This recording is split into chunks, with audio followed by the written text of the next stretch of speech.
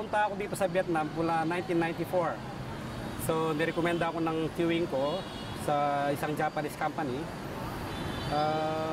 Nung una, natatakot ako dahil alam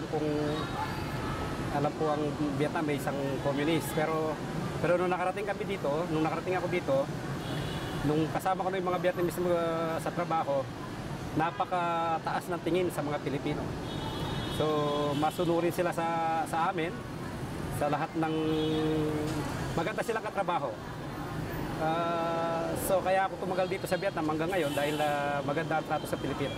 Nagagalak kami sa pagpunta ng Pangulo.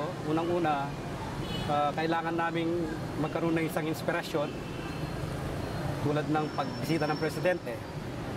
Tapos, sana naman, napalitan na yung dating Presidente. Sana naman magtutulungan tayo lahat ng government officials at mga Pilipino para umunlad ang ating bansa.